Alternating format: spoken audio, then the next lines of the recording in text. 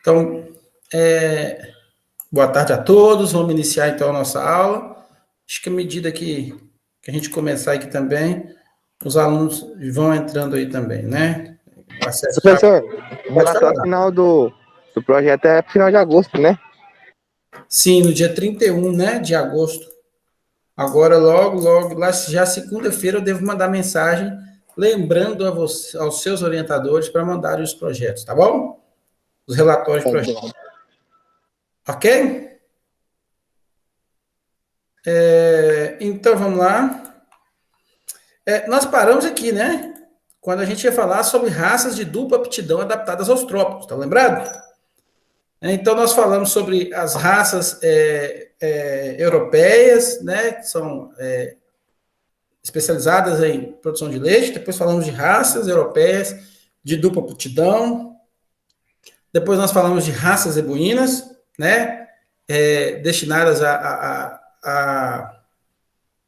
produção de leite. E agora a gente fala de raças de dupla aptidão adaptadas aos trópicos, né? E aí a primeira raça que a gente vai falar é uma raça bem já conhecida aqui, uma raça caracu.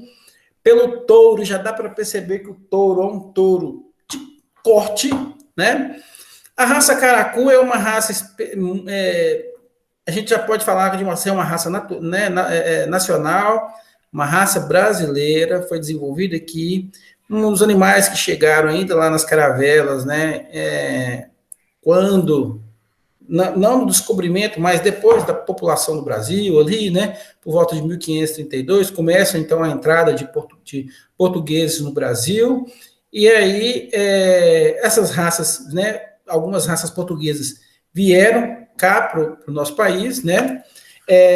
Hoje elas se adaptaram bastante, né? Estão ultra adaptadas ao nosso clima, à nossa vegetação, né? À nossa região, né? Aos nossos as nossas pastagens, ao nosso relevo acidentado, né? A nossa incidência solar muito alta, né? O que mais que a gente pode falar? A nossa gramínea de baixa qualidade.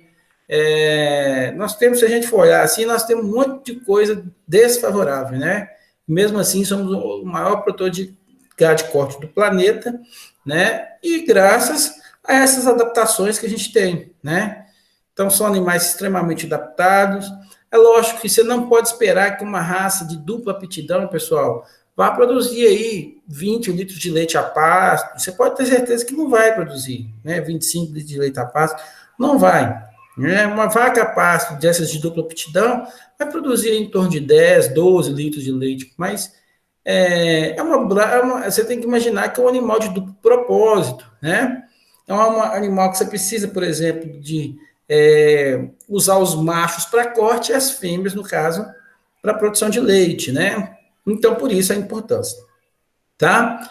É lógico que esses animais, quando eles saem lá de Portugal e vêm para cá, para o Brasil, eles começam a ter uma certa distância das suas origens, elas deixam de ser tão produtoras quanto lá nos países de origem, como, por exemplo, algumas raças portuguesas, algumas raças espanholas.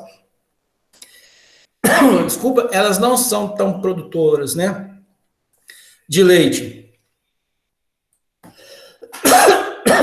Desculpa, pessoal. Elas não são tão produtoras de leite quanto das suas origens, porque lá elas estão adaptadas a um tipo diferente de relevo, a uma gramínea completamente diferente, mais nutritiva, né? Os relevos não são tão acidentados quanto nós temos, tanta incidência solar, né? Tanta frequência de endo e ecoparasita nas nossas pastagens, né? Esses animais, eles têm uma certa, né? O clima um pouco mais frio, então lá eles têm uma certa tendência a produzir mais leite que cá, mas em contrapartida, esses animais, eles são muito mais adaptados, o que é importantíssimo, né? Nesse caso, é a adaptação. A adaptação é algo que a gente depende muito, né, para produzir o animal. O que eu chamo a atenção para vocês, animais com carcaças mais compridas, isso é extremamente interessante, pensando em termos de gado de corte, né? Lógico que não seja, a gente não consegue ver aqui uma carcaça tão comprida como, por exemplo, uma carcaça de Angus, de Hereford, por exemplo, ou de outras raças taurinas, né? Mas já é uma carcaça que bem melhor do que uma carcaça zebuína nesse ponto de vista, né?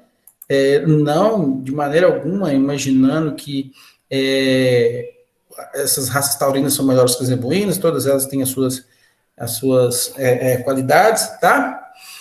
Mas extremamente importante, tá? Bom, então, como a gente havia falado, a produção média nacional nesse caso é muito baixa, 2.100 quilos, né? É um animal com alto teor de gordura, né?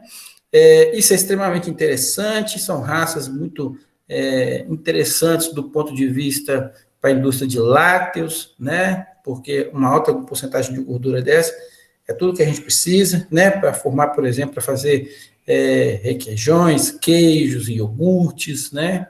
Então, isso é extremamente interessante. Então, constitui a raça bovina nacional mais aperfeiçoada que nós temos, é manso, é dócil, um animal bom de lida, né? É considerado ainda mais rústico do que a própria raça Jersey, né? Em alguns pontos, em outros é um pouquinho mais exigente, né? Mas a gente tem que tomar cuidado com isso aí. E tem essa adaptação secular ao clima tropical, né? Há muito tempo, tá certo?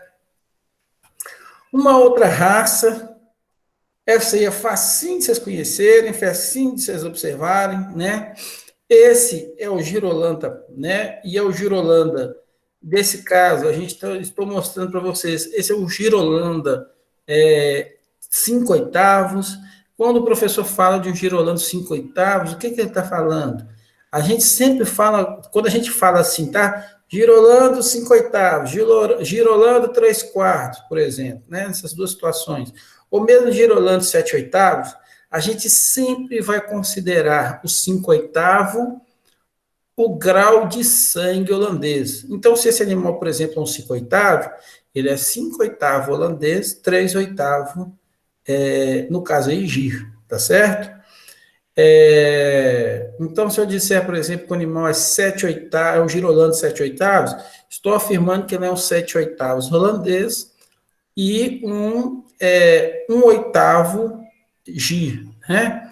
Quando eu falo que o indivíduo é 3 quartos girolando, lógico que ele é 3 quartos, né? Holandês, 1 quarto gir, tá bom? O meio sangue aí é meio sangue, né? Ele é metade gir, metade holandês, não tem problema, né? Mas sempre o holandês vem primeiro na frente do gir, tá? É lógico que a gente pode ter, por exemplo, o girolando 3 quartos, aí é o contrário, gir holandês, tá certo? Zebu holandês, pode ter também, tá bom? Não tem problema algum. Esse aí é o girolando típico. O que a gente chama de girolando típico? É o girolando 5 oitavos, tá, pessoal? Então, os 5 oitavos, ele sempre tem essa característica mais chumbadinha, né?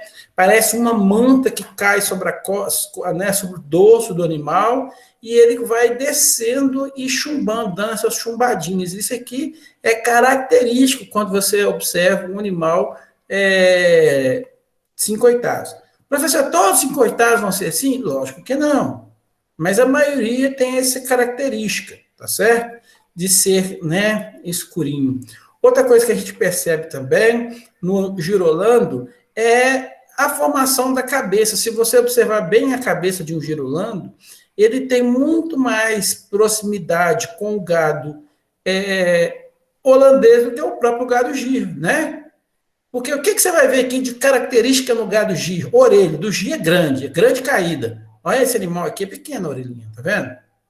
Então, isso é muito característico. Outra característica que você vai observar bastante no holandês, principalmente, no gir, nas vacas, a presença do cupim. Você nota que essa vaca aqui praticamente nem tem cupim, né? O touro ainda tem um pouquinho de cupim aqui ainda, tá certo? Também o tipo de cabeça, o tipo de marrafa, né? Marrafa, que é essa região aqui, lá de trás da cabeça aqui, ó, onde vem a região de crescimento aqui dos chifres do animal, é bem característico no gir, ele é mais arredondado, e aqui você está vendo que é uma marrafa típica de um animal taurino, né?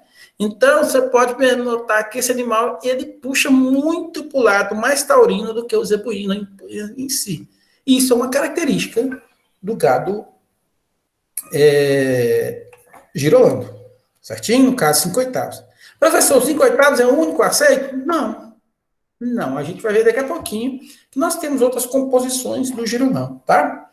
Mas uma coisa eu posso falar para vocês, touro só pode ser 3/4 ou 5/8. Combinado? Então, quando você tem um touro girolando, né? Aliás, só pode ser da seguinte forma, né? Peraí, deixa eu falar direito, né? Só pode ser para ele ter registro, tá bom? Então, para você conseguir esse registro, associações brasileiras de criadores girolando, por exemplo, aí ele tem que ser ou 3/4 ou 5/8. Logicamente, 3/4 holandês zebu ou 5/8 holandês zebu, tá bom? Aí o touro meio sangue não aceito, tá? Nem os 7/8 é aceito, tá bom? Bom, então é lógico que é um cruzamento do holandês com o gir, no caso aí é um 5/8 holandês, 3/8 gir. Esse é o típico, mas não quer dizer que é o único. Por exemplo, um animal 3/4 também é da raça girolanda, um animal meio sangue também é raça girolanda, 7/8 também é raça girolanda, mas, né, a gente considera então como 5/8 o clássico, tá bom? Qual a grande vantagem da raça girolanda em relação aos demais? Ela consegue, né, o melhor das duas raças. Ela alia ali aquela parte da rusticidade dos gados zebuínos, nesse caso do gir, né? Um animal que consegue aguentar mais o pasto, tem uma capacidade excelente de suportar calor, de suportar uma gramínea mais, né, vamos falar assim, com qualidade mais baixa, né, relevos mais acidentados. E quando a gente fala de relevo acidentado, pessoal, quando a gente fala aqui no Centro-Oeste, de repente a maioria de vocês que são daqui não sabe o que é um relevo acidentado. E aí eu preciso mostrar para vocês, por exemplo, né, quando o Minas Gerais, por exemplo, que é onde é o berço do girolando, e esse animal nasce lá em regiões onde o relevo é totalmente acidentado, né? Aquela região ali, por exemplo, de Ouro Preto, Mariana, até chegar em Juiz de Fora, ou seja, quando você está indo do centro de Minas em direção ao Rio de Janeiro, ou mesmo ao Espírito Santo, você vê muitos morros, né? Regiões conhecidas como Mar de Morros. E são regiões extremamente acidentadas, onde esse animal vai muito bem. Tá? Então, onde esse animal foi criado, foi desenvolvido, e hoje ele é o berço da pecuária leiteira mineira. E lembre-se, Minas Gerais é o maior produtor de leite do país, né? Responde por quase 25% da produção de leite do país, por causa exatamente disso, tá certo? Desses animais ultra adaptados a esse clima, essa região, tá? Então, o girolando, ele vai muito bem nessa situação, né? Além disso, é um animal que consegue suportar tranquilamente os nossos parasitas, carrapato principalmente, endoparasitas. Então, é um animal muito bom, é uma raça extremamente boa. Ontem a Bárbara me perguntou assim, professor, qual é a melhor raça para a gente criar, para a gente, por exemplo, se a gente fosse fazer, né, um sistema de criação de gado de leite? Está em uma das melhores raças, uma das raças mais adaptadas na produção de leite do Brasil, tá? É recorde de produção de leite, né? Essa média de produção que você está aí vendo aí em torno de 4.000 quilos, você vai falar assim, professor, mas 4.000 quilos, uai, a GS atinge ali 8.000 facilmente, a holandesa atinge aí 10.000 litros facilmente, a parte suíça também. Por que você vai me falar dessa raça girolanda? Aí eu tenho que falar para você assim, uma coisa aqui que a gente tem que tomar cuidado. Lembra que a raça girolanda tem um monte de grau de sangue que se aceita? E aí, gente, entra tudo quanto é coisa que vocês imaginar dentro dessa, né, da parte do girolando. Entra um animal, por exemplo, que é 3/4 zebu, 1/4 3/4 gir, 1/4 holandês. Entra um animal que é 7/8 gir, 1/4 holandês, desculpa, 1/8 holandês. Então, entra tudo quanto é grau de sangue. E aí, logicamente, a gente tem essa média baixa aqui quando você é comparado. Mas são vacas, por exemplo, 5/8 ou mesmo meio sangue, animais que atingem facilmente a pasto 20 quilos de leite. Tá? Isso é fácil para um girolando atingir, tá certo? E aí você tem um animal que atinge 20 quilos de leite por dia, num sistema, isso é médio, tá? Num sistema a pasto, ou seja, um sistema extremamente barato, caraca, isso é muito bom. Porque você não tem outra raça que faz isso, né? Se você coloca o holandês na pasta, você não dá conta de fazer isso, né? Talvez a Gir consiga, desculpa, talvez A Jessie faria isso, mas aí você entra com outro problema. A Jessie, você tem que, né, pensar o seguinte: excelente vaca. Eu adoro essa vaca, é uma das vacas que eu mais gosto. Se fosse pensar em termos de sistema de produção, Jessie. Mas aí quando você pensa, por exemplo, num pequeno produtor que depende do macho para o abate, aí você já não pode usar só Jessie, né? Porque o macho do Jessie não dá muita coisa. Você entende? Então, a gente tem que pensar muito em termos de sistema de produção quando a gente pensa nisso aí, né? Nesse tipo de sistema aí. Ou senão, a gente parte ali para um parto suíço, tentar vender os machos. Isso pequeno produtor, tá, galera? Quando o cara é grande produtor, especializado, aí o que ele vai fazer? Ele vai pegar esses 5/8 aqui e vai estabular ele. E os 5/8 estabulado, ele vai bem demais. Aí esses animais, eles atingem 40 litros tranquilamente de leite por dia, 50, 60 litros de leite. A gente tem vacas de altíssima produção produzindo 60 litros de leite de de girolanda tranquilamente. Animais atingindo aí 3 ordenhas acima de 60 litros, isso é tranquilo no girolanda, tá? A gente já viu aí, lógico, que aí tem toda uma técnica, né, de aplicação de BST, alguma coisa assim, né, induzir leite, a produção de leite, mas você tem animais atingindo aí 120, 130 litros de leite diários em torneios leiteiros aí. Tá bom? Alguma dúvida? Bom, com relação à formação do giro, como que a gente consegue, desculpa, do girolando, como é que a gente consegue fazer essa formação do girolando?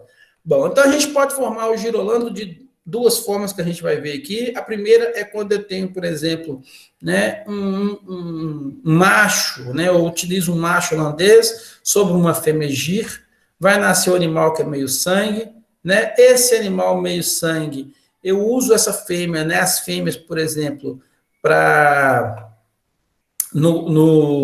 né, para a formação da continuidade, então eu vou pegar agora um touro gir e colocar ele em cima dele. Se nascer macho, macho vai para baixo, né? E aí eu pego o gir, então, em cima desse animal meio sangue. Esse animal meio sangue, então, vai dar um animal 3/4, né?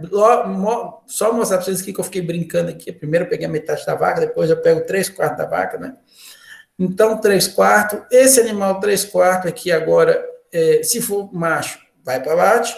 Se for fêmea, fica aqui. E aí eu pego o holandês e coloco em cima dele de novo. E quando eu colocar um holandês puro sobre uma fêmea 3/4 gir, 1/4 holandês, aí, veja bem, ele já vai sair os 5/8 holandês gir. Esses 5/8 holandês gir aqui, ó, ele já dá registro. Mas se eu pego um animal desse, 5/8 holandês gir, e acasá-lo com um touro 5/8, lembra que touro 5/8 eu posso ter. Eu posso ter touro 5/8 e posso ter touro 3/4 holandês gir. E aí eu pego um touro 5/8 sobre uma fêmea que é 5/8 vinda de cruzamento, aí eu vou ter uma vaca no final também 5/8, que é 5/8 com 5/8, dá outros 5/8, e esse animal é considerado como bimestiço. Por que ele é bimestiço, professor?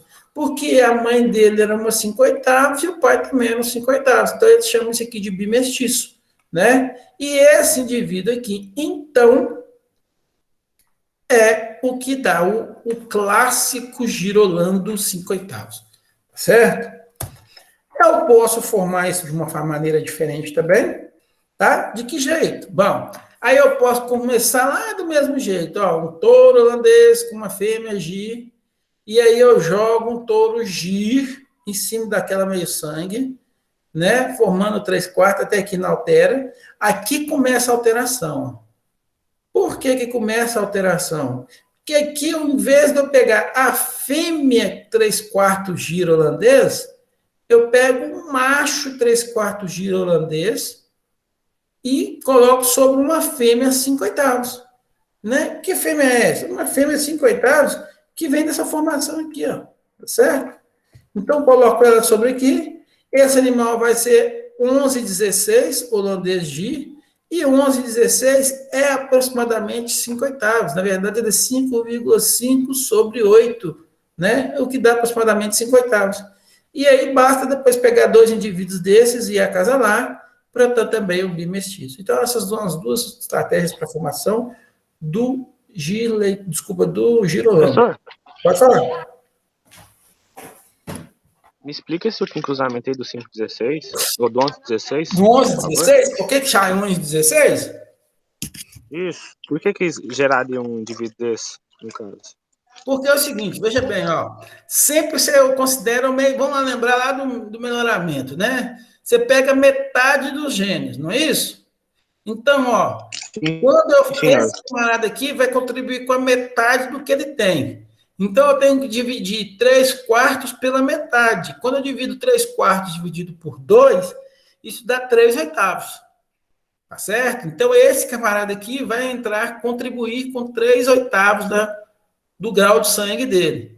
É só você fazer aí 3/4 dividido por 2, vai dar 3/4 vezes 1/2, porque você tem que multiplicar pelo contrário, vai dar 3 vezes 1, 3, 4 vezes 2, 8. Então, aqui dá 3/8 de contribuição desse camarada aqui.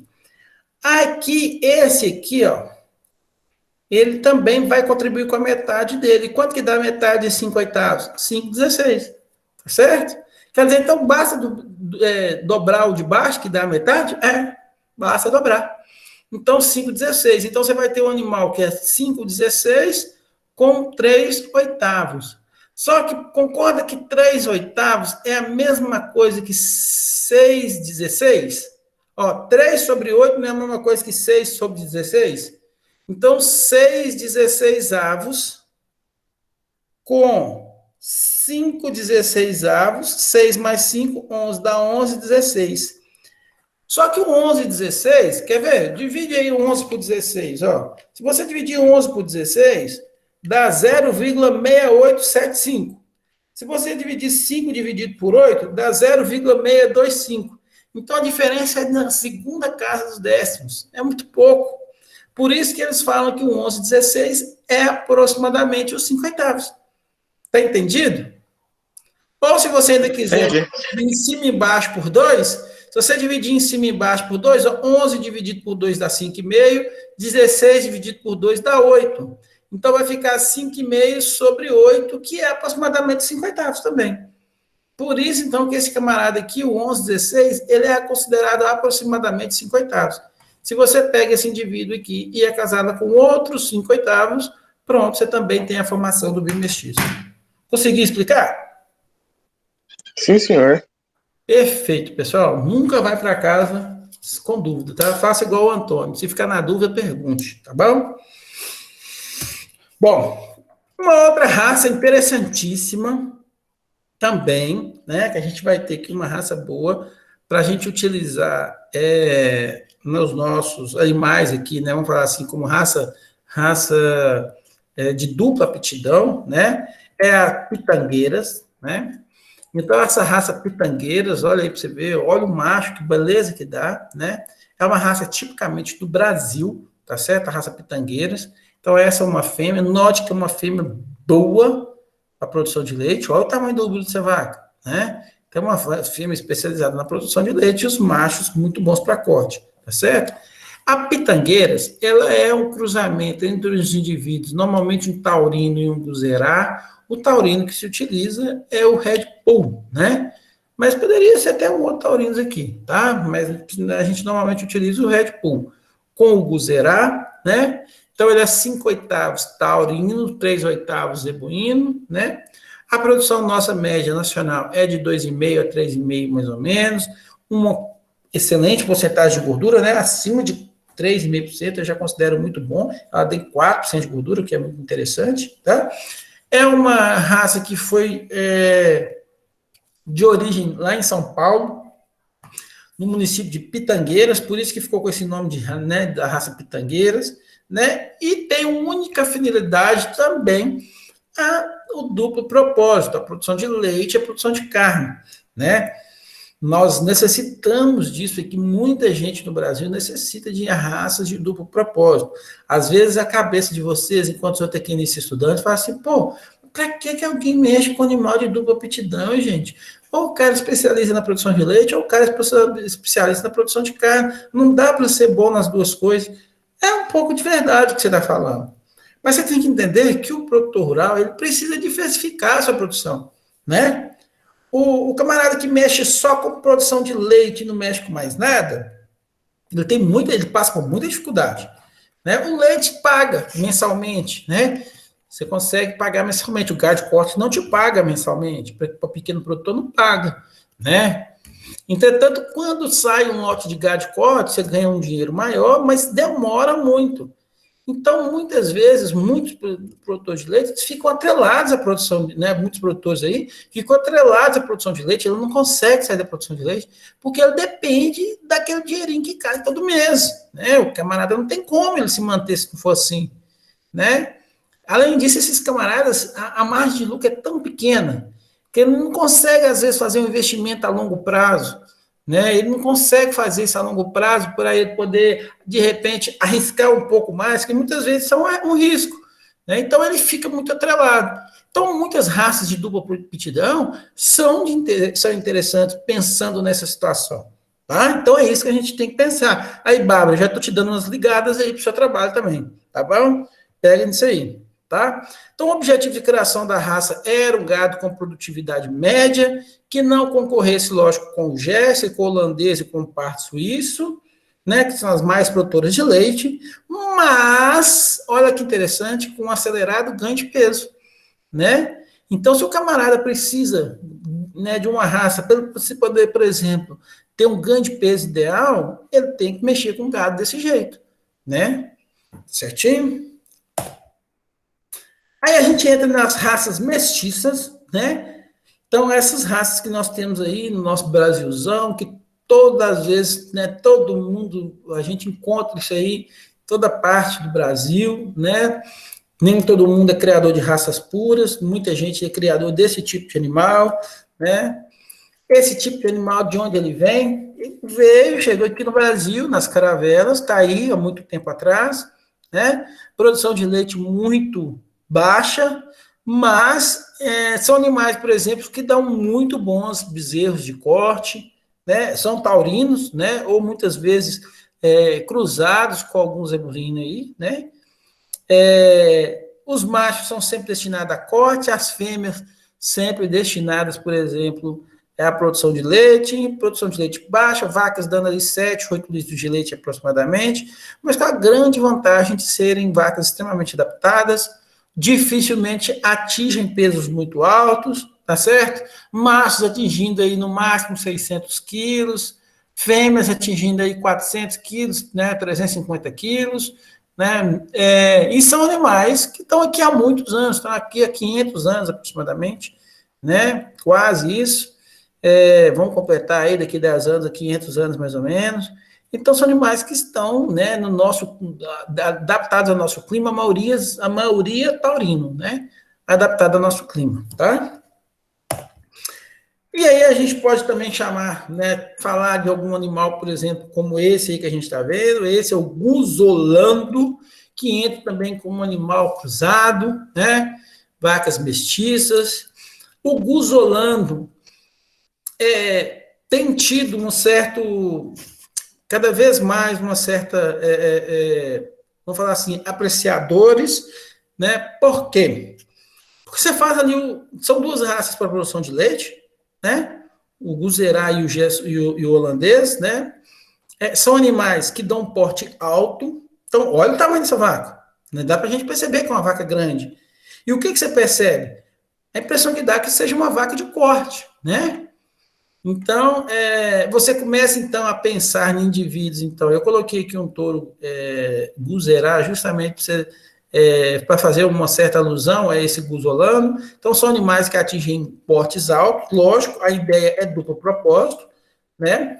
As vacas saem todas pretinhas desse jeito assim, bem bonitinho, do jeito que você está vendo, né? As fêmeas normalmente saem assim, dificilmente sai desse jeito. Essa aqui provavelmente é uma vaca guzolando, mas deve ser um 3/4 holandês, 1/4 guzerá, tá? Aqui sim, esse aqui são animais, os 5/8, né? Os 5/8 holandês e 3/8 guzerá, aproximadamente, tá? Que é o ideal. Produção média boa, 5.000 a 7.000 quilos, isso aqui extremamente a pasto. Então, vacas com 20 litros aí em média, né? Ela dá essa pelagem preto, né? Principalmente quando o touro for holandês, com o touro holandês preto e branco, né? E se ele for vermelho e branco, a pelagem vai ser mais amarelada, mas normalmente utiliza-se o holandês preto mesmo, tá? Isso é padronização das raças mesmo, tá bom? E desde 1930 já era utilizado o cruzamento da raça Guzerá com holandês, tá? Essa história de cruzar Guzerá com um monte de raça, o Guzerá, galera, ele é formador de um punhado de raças que vocês vão ver aí.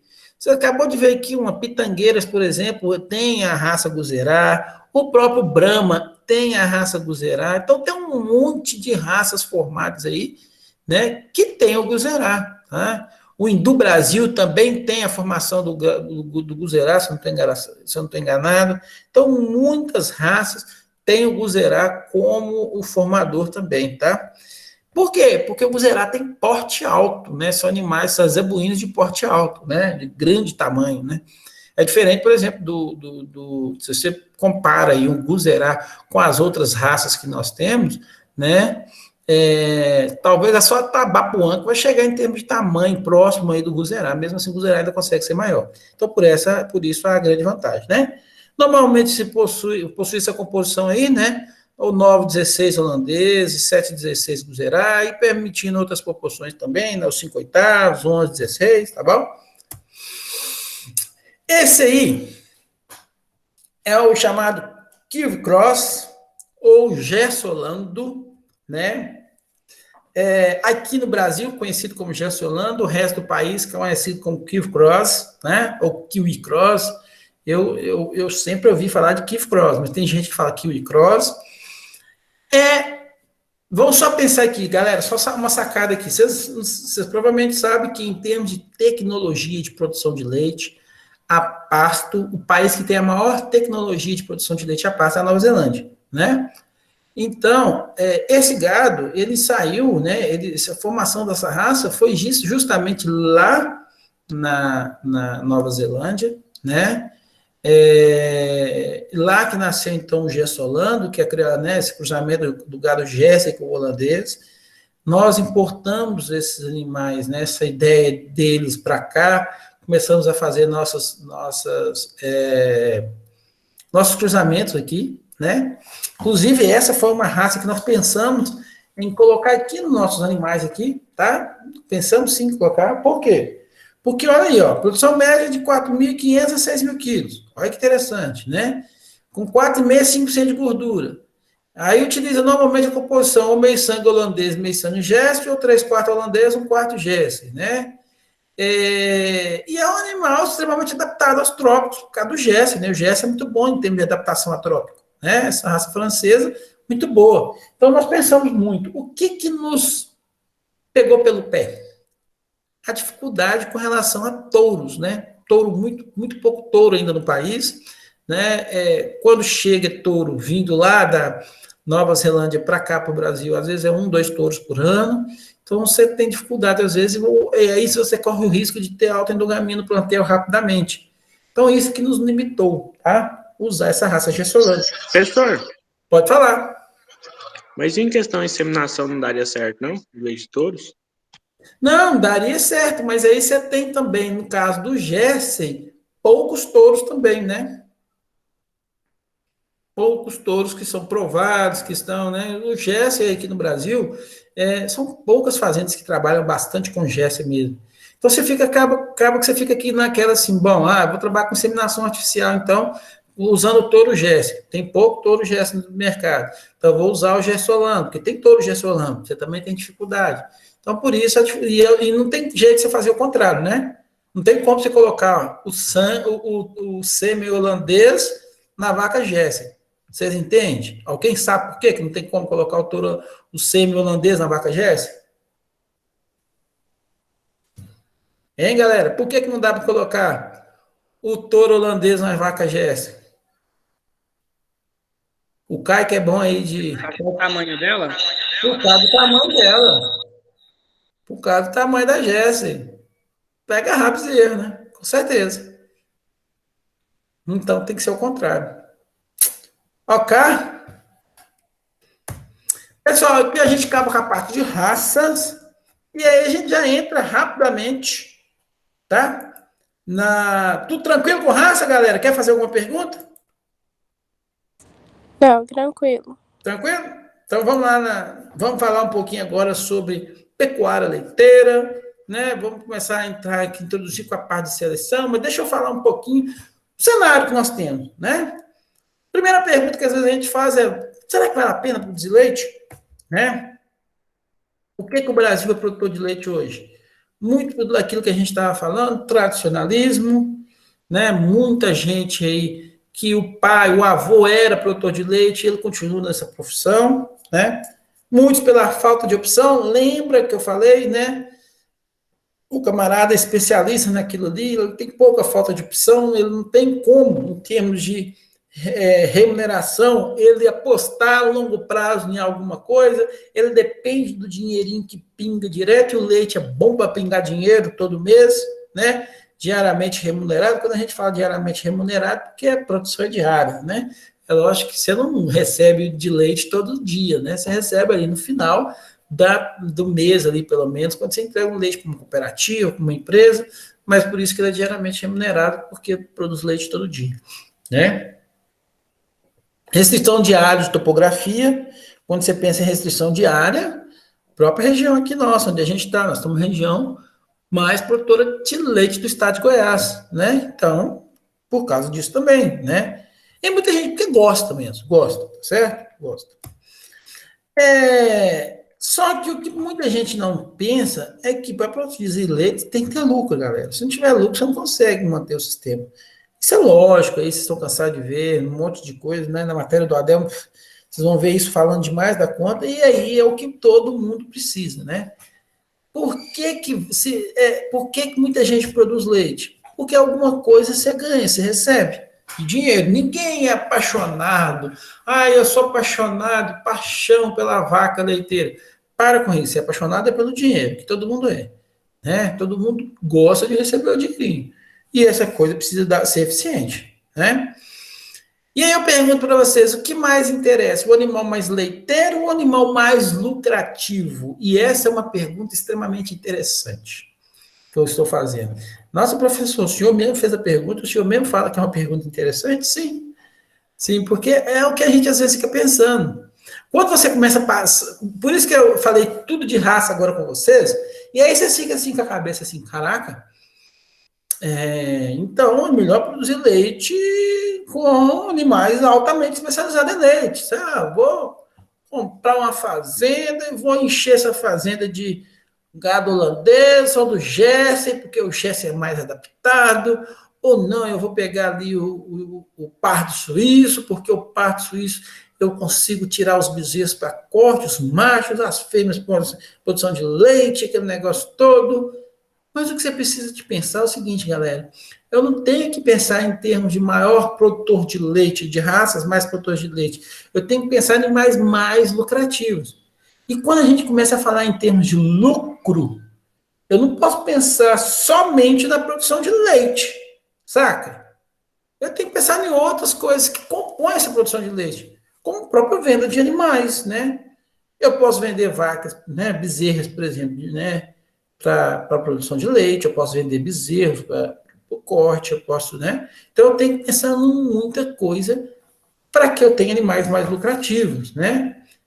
Então, o objetivo principal da atividade leiteira é a melhoria da eficiência econômica. A gente precisa melhorar essa eficiência econômica, né?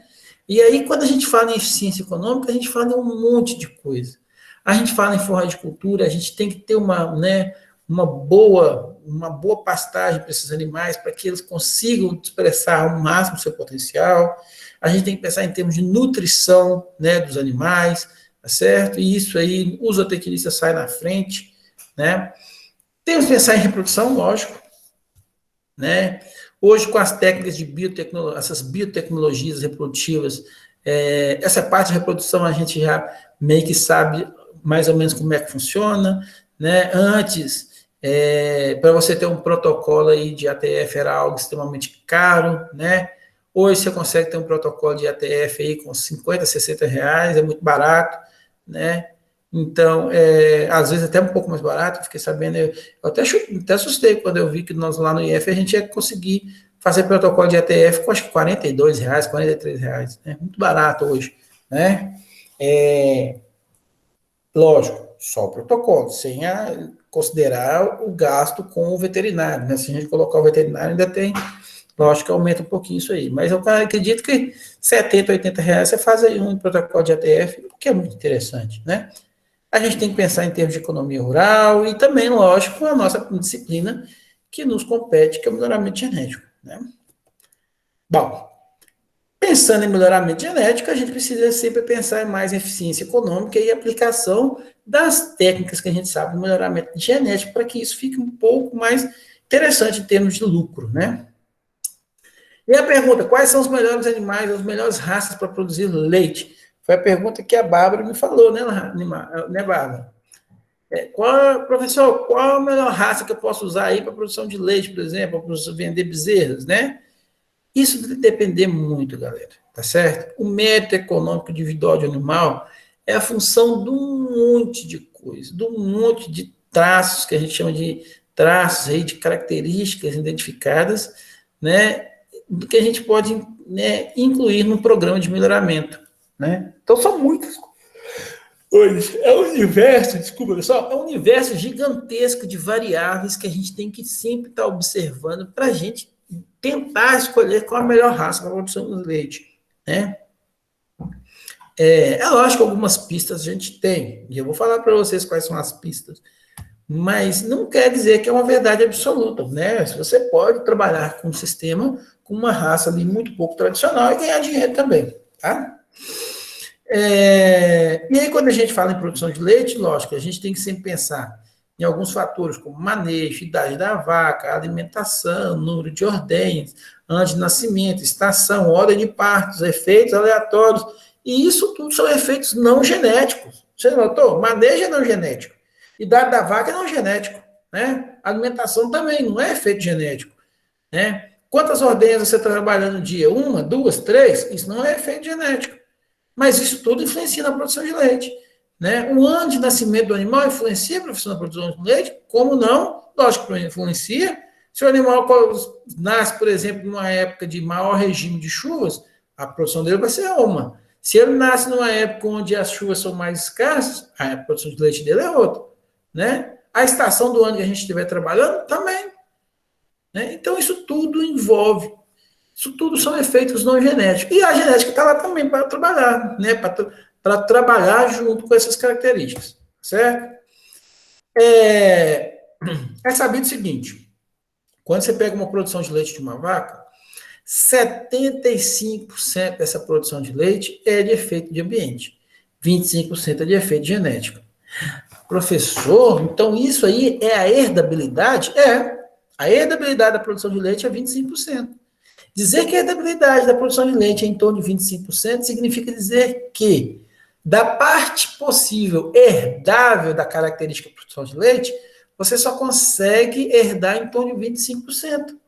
Os outros 75% é efeito de ambiente. E o que são os efeitos de ambiente? Você está falando, professor? Manejo, idade da vaca, alimentação, número de ordenhas, ano de nascimento, estação, ordem de parto, efeito aleatório, nutrição. Isso são efeitos ambientais. Então, esse camarada aqui, ó, por isso que quando alguém te pergunta qual é a melhor raça para a produção de leite, você só vai conseguir mexer um pouquinho nisso aqui, ó. O que realmente influencia na produção de leite está aqui, ó. E é um monte de variáveis que está aqui dentro desse efeito de ambiente. Tá certo? Então, galera, por isso a dificuldade, né? A produção de leite tem herdabilidade em torno de 25%, né? Significa dizer que é uma característica de média herdabilidade.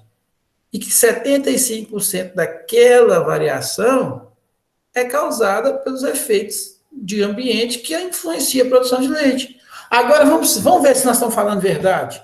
Olha, vamos só voltar aqui, ó. Conforme o manejo, eu consigo fazer a vaca produzir mais ou menos leite? Sim, né? Sim, não consigo. Se eu consigo, por exemplo,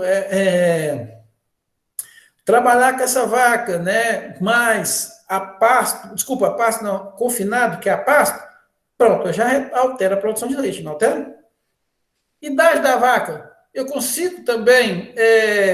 ela influencia na produção de leite? Claro, claro que ela influencia. Né? Vacas de 2 e 3, principalmente a partir de 3 crias, produzem muito mais leite do que primíparos e secundíparos, né? A alimentação, aí nem se fala, né? A alimentação a gente pula, porque a gente sabe que a alimentação influencia. Número de ordenhas? Também, né? A gente vai ver daqui a pouquinho um gráfico muito interessante ali, que ele alia, né? Ele faz uma alusão entre a produção de leite e o número de ordenhas, tanto para zebuínos como para taurinos. É diferente, tá certo? É bem diferente essa curva, né? Quando a gente olha o número de... desculpa, o número de ordenhas? Não, né, gente? Desculpa, eu estou fazendo confusão aqui. O número de partos, né? O número de partos, olha aqui, a ordem de partos, tá? Então, quando você observa a ordem de parto ali, né? O número de partos, você vê que tem diferença, tá certo? Com relação ao número de ordenhas, também, tá? Estava fazendo confusão aqui com o número de ordenhas e parto, pelo amor de Deus, desculpa, tá? Número de ordenhas influencia. A vaca normalmente tem uma maior produção de leite quando você parte de uma ordenha para 2. E essa maior produção de leite é em torno de 30%. Então, quer dizer, professor, que quando um produtor trabalha com uma ordenha, ele tem uma produção X. Quando ele trabalha com 2 ordenhas, ele aumenta em 30% a sua produção? Sim. Só com 2 ordenhas, você já consegue aumentar 30% da sua produção. E 3 ordenhas, professor? 3 ordenhas, ele aumenta em torno de 15% aproximadamente para quem trabalha de 3 ordenhas, quando comparado para quem trabalha de 2 ordenhas.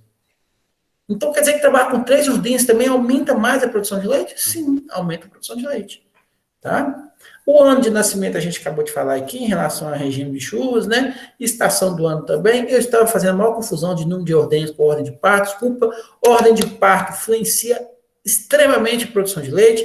Aí sim é o que eu estava falando, né? Quando você tem o gráfico, por exemplo, de uma vaca, né, que produz de um taurino, por exemplo, de um zebuíno, e você vai observar a ordem de parto, elas são diferentes. Daqui a pouquinho eu vou mostrar esse gráfico para vocês, tá? E tem outros efeitos aleatórios aí que a gente não levou em consideração. Que efeito, pessoal? Ixi, tem um punhado aí, né? Tem um punhado.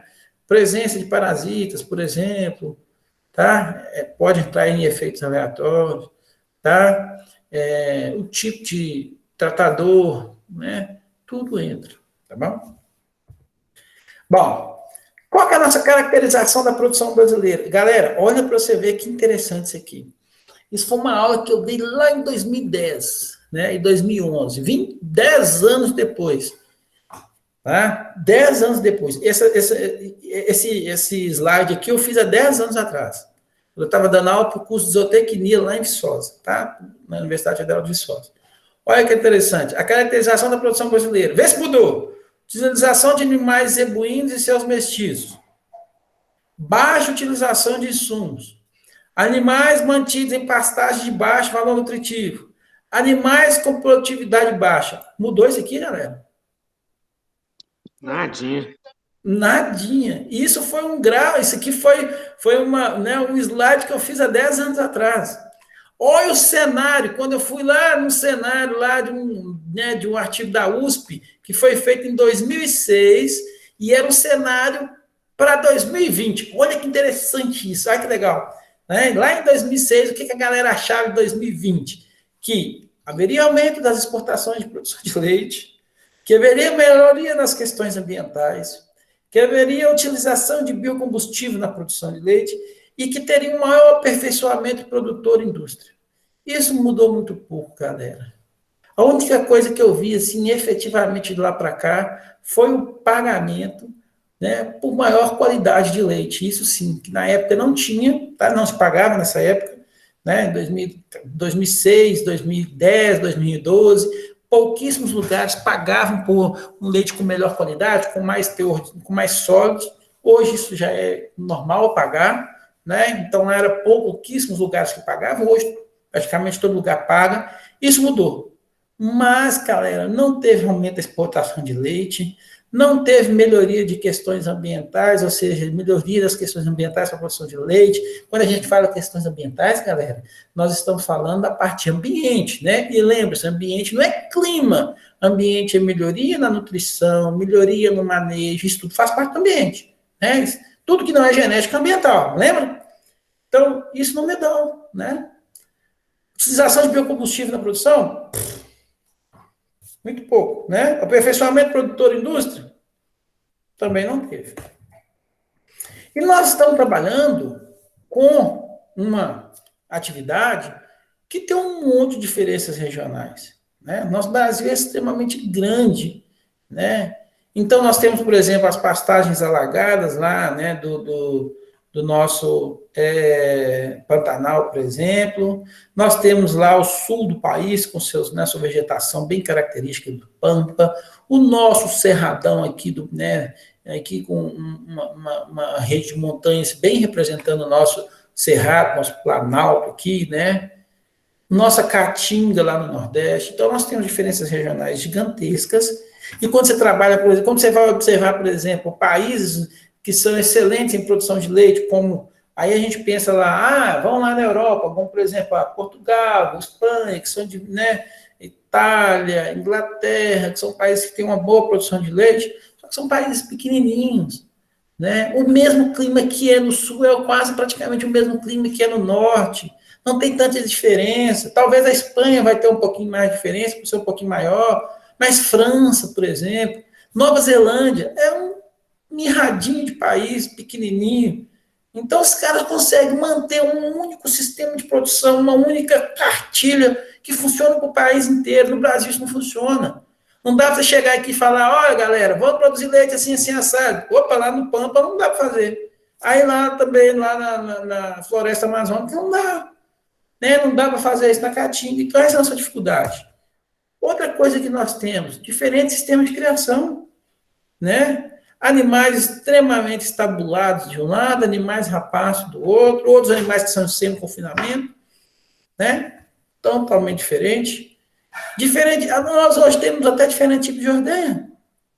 Olha aqui, para você ver, olha essa ordenha, olha só. Isso aqui é 10 anos atrás, uma foto de 10 anos atrás. Olha aqui, uma ordenha desse jeito. A gente tem até hoje alguém com uma ordenha desse jeito?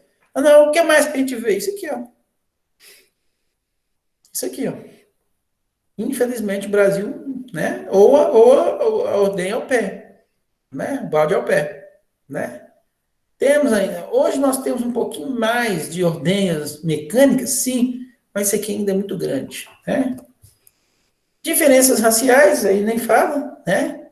País, né, vasto desse, com muitas raças diferentes, né? E aí a gente olha para você ver como é que são, o que a gente tem hoje, né? O que a gente tem? Hoje nós temos, por exemplo, um tipo de sistema de produção completamente à parte, ou com suplementação, é um sistema com baixo custo de produção, pequena escala, né? Produção de derivados, principalmente, aí, um pouco, né? A gente pensa em relação à produção de queijo, um pouco, né? Principalmente. Os indivíduos, normalmente, desse tipo de produção, nesse sistema de produção, são membros de algumas associações, de cooperativas, né? A gente começa a pensar aqui em Morrinhos, que está todo mundo aqui, a maioria dos nossos produtores está nessa situação, né? Uso de animais extremamente mestiços, dependem da venda de machos para corte, muitas vezes eram contra as normas, né, aqueles programas nacionais de melhoria da qualidade de leite, eles eram contra essas normas, né? E aí você tem, por exemplo, um indivíduo já do outro lado da cadeia, né, extremamente especializado. Aí aqui é uma indústria de produção de leite, não é uma fazenda de produção, é uma indústria de produção de leite. Normalmente, né, usando um sistema freestyle, né, com dietas completas, alto custo de produção, não é igual esse camarada aqui, mas o lucro também ele é certeiro, grande escala, né, indivíduos aí com 43 mil litros de produção de diesel, enquanto aqui você tem indivíduos aqui com 150 a 300 litros diários, né, então indivíduos aqui com 50 mil litros de diesel, né, esse camarada ele faz até parte de membros de associações cooperativas, só que esse cara aqui, ele escolhe para quem quer entregar o leite. Nós temos isso aqui na nossa região, galera. Nós temos camaradas assim, ó, que não chega nem a ser desse jeito, talvez no meio termo aqui, mas que ele já pode escolher. Nós temos aqui na cidade mesmo, nós temos um produtor rural, ele escolhe para quem ele quer entregar. Ele não entrega, por exemplo, para a companhia. Não entrega para a companhia, eu quero entregar para o Nestlé. Por quê? Porque o Nestlé me paga melhor. E eu consigo entregar para a Nestlé. E a Nestlé não compra desse cara aqui. Sacou? Nós temos outro, por exemplo, que entrega ali para Polengui, né? Por quê? Porque essas empresas, elas tá muito mais atreladas a esse camarada do que esse. Entende? Aí, nesse caso aqui, nesse camarada aqui, ele vai trabalhar sempre com animais puros europeus. Por que ele vai trabalhar com animal puro europeu? Ah lá, ó. Olha aqui para você ver, olha o tanto de sistema de freestyle que ele tem aqui, ó. Eu consigo trabalhar tranquilamente com o europeu aqui, ó. O animal não está, né, em relevo acidentado, o animal não está sob clima intenso, né? Está totalmente climatizado. Esse camarada trabalha também não só com a produção de leite, ele vai vender, vai ter venda de genética, transferência de embrião, por exemplo, né? Utilização, e você sabe de quem eu estou falando aqui da cidade, né? Transferência de embrião, camarada, não estou achando que o cara é ruim, não, ele está certo, ele está em outro patamar, tá certo? É extremamente favorável aos programas nacionais de qualidade de leite, né? E são produtos de alta tecnologia. E nós temos aquele camarada ali que está no meio termo. Nós temos esse cara aqui em Morrinhos também, aquele que é o freestyle, que possui alto custo de produção também, mas são indivíduos de média escala, variando em mais de 300 litros de leite mais ou menos por dia, né? Às vezes produz algum derivado que vai entregar os laticínios aí, né? Faz parte também de membros de associação cooperativa.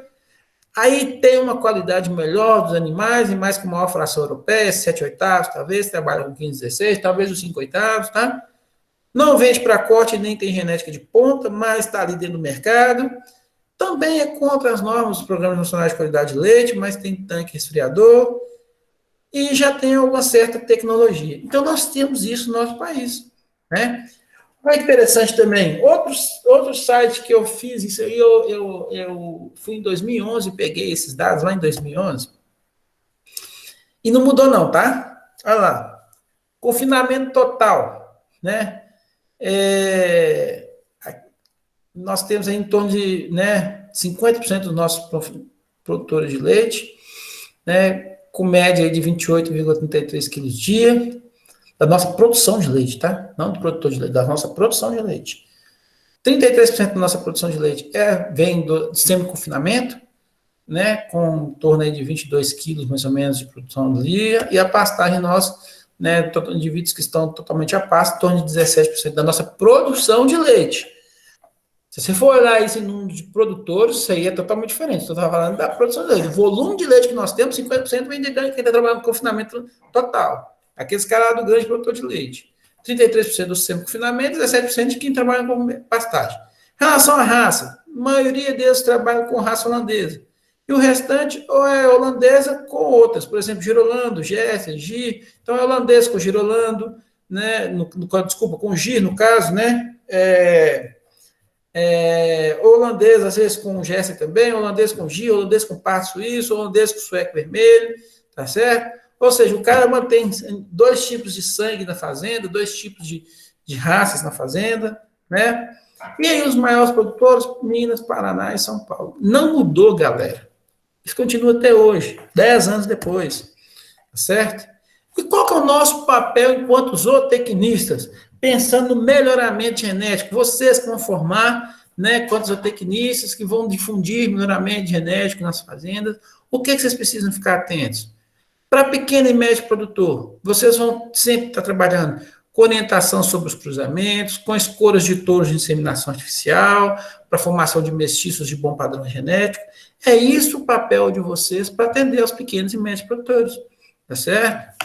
E se você for contratado por um grande produtor, você vai orientar principalmente na compra de animais de alto valor genético, da importância da disciplina do nosso julgamento, da escolha de touros para inseminação artificial, né, da escolha de touros para sumários de touros, da orientação dos acasalamentos, né, de alta produtividade, persistência na lactação.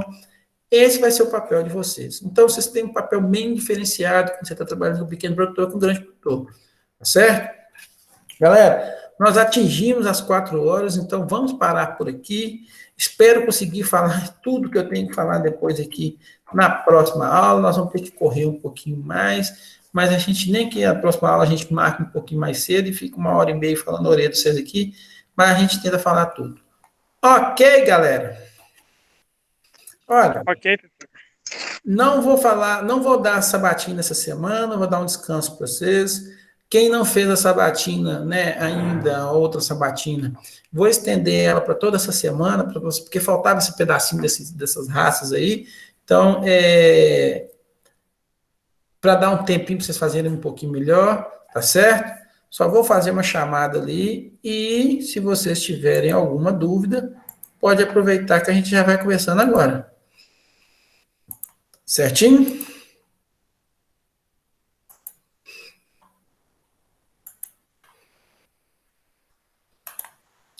Produção de leite, quando a gente começa a falar de produção de leite, parece que a gente está caçando confusão. Porque é tanto problema. E aí você vai me perguntar assim, professor, então não vale a pena produzir leite? Vale a pena. Vale a pena sim. Não dá para parar de produzir leite, não. E vai ter problema o resto da vida. Toda a vida vai ter problema de produção de leite, tá, galera? Por quê, professor? Porque leite não é commodity. Aprende isso.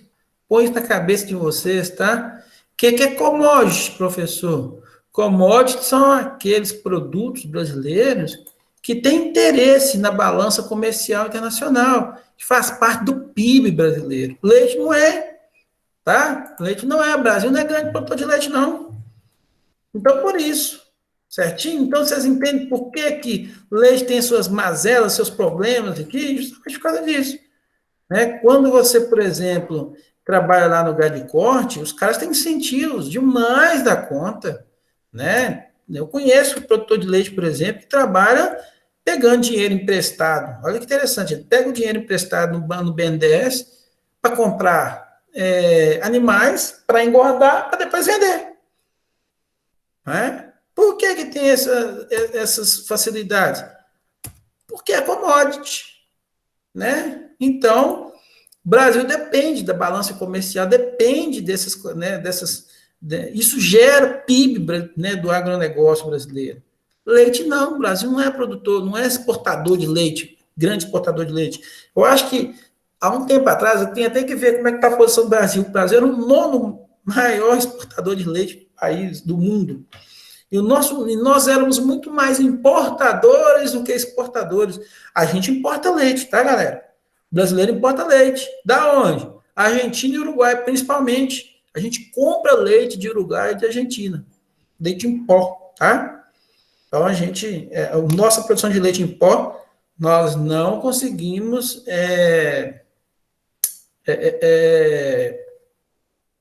Pode sair, Tristão, tranquilo. Nós não, já fiz a chamada.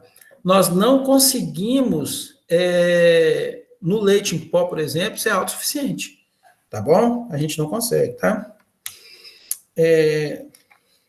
Vou botar aqui, melhoramento de gado de leite. Seleção genética.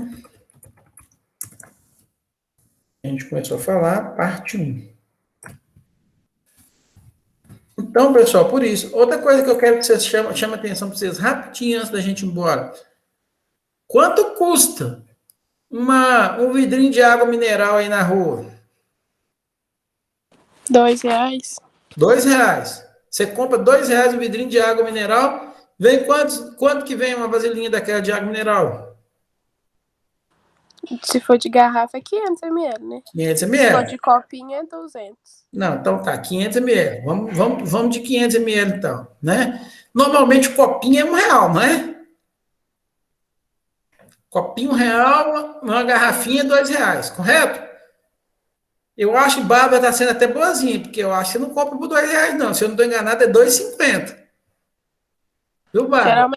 Geralmente eu compro, porque eu vou muito para Palmeiras, às vezes que a gente leva água, geralmente tá R$ 2, até nas rodoviárias. Mas para deixar, R$ 2 então. A gente trabalha com R$ 2.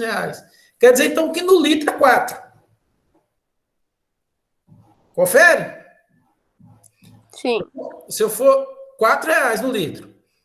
No copinho, se for R$ 1, o litro sai a 5.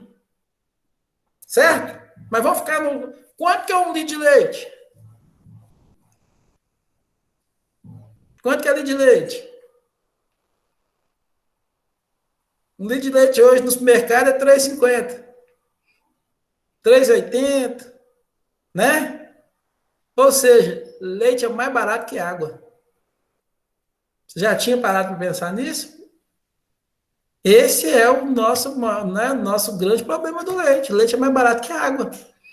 O camarada que tem uma fonte de água natural, que ele pode invasar para, né, conseguir trabalhar como água mineral, ele ganha mais dinheiro que o produtor de leite. Então, precisa ver o problema da produção de leite no país, tá certo? Produção de leite, baixo incentivo, baixa remuneração, produtor rural ganha R$1,32, 22 centavos por litro de leite produzido. É muito pouquinho. É muito pouquinho. Gente, a gente fica por aqui. Um abraço para vocês, fiquem com Deus, bom final de semana. Era só para deixar uma pulguinha na orelha suas. Pode falar, Caio. Vamos lá. No caso, a minha dúvida é sobre o projeto, não é sobre a aula. Pode falar também. É porque no meu projeto tá que a data, o relatório final era do dia 1 até o dia 30 desse mês. Só que o senhor falou que era para o mês que vem para entregar. Eu tenho que entregar o mês que vem ou esse? Pode entregar agora, se quiser entregar no próximo mês, não tem problema não. O que eu falo para os meninos é o seguinte, os projetos terminam agora, né? No dia 31, tipo amanhã, termina os projetos de iniciação científica. Mas muitos professores, eu sei, principalmente na parte da pandemia, que tem muita dificuldade em entregar esses projetos agora.